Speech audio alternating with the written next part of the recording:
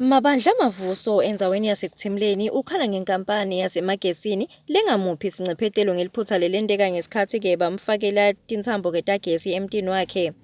Ngekubuka kwakhe Ncele uthi wayibika lendzaba yakhe-ke emagesini kwathiwa-ke lenhlekelele ibangwe imvelo. Kanti lendzaba lena yabikwa mhla til-11 enyangeni yeNdlovana umnyaka wa-2020 khona-ke emagesini. Basemagesini lana bakhonekitha gesi kule ndlu yami. Base bayiconnectile bangafaki i-edwire lengekwathi kwami le edwire engiyona lokuthi naqhamuke noma lokungumlilo lotakabi ilahlela phasi ungewelele kudengala endlini. Kwendekile eminyakeni wa-2020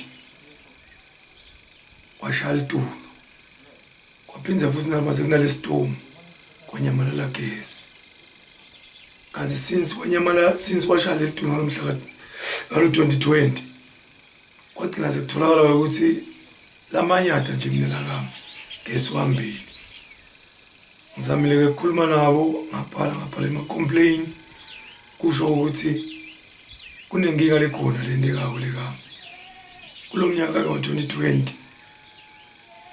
kwasha ema-appliances ami landlini kwaphindze futhi kwasha nalama-plugs alendlu. Ngazama-ke ukutilungisela but lingagcina usikhulumile sakhuluma nizabathe ukuthi kufuna kulungiswe le-TV noma-ke onke lama-appliances ami lalimele ngekhathi. But lokho bese kuyangidida ukuthi kwathi khona lapho sisevumelile ukuthi kufuna kulungiswe lama-appliances kwase sekuvela incwadi bese ithi ngeke bangilungisele letinto ngoba lo kwendekela inature. But ngaba nokuthi ukuthi inature nangabe beyikhanze ukuthi onke ama-gadget thithi lavikela ukuthi kungalimali lendlu basemagesini bebawafakile. Kanti letintfo betilimele betifaka-ke ekhatsi yema-plugs, i-air leakage breaker, i-decoder kanye-ke namabonakudze. NginguNhlanhla Thwala etindzabeni teMaswati Channel, nginacela Mphilo Dlamini siseluve.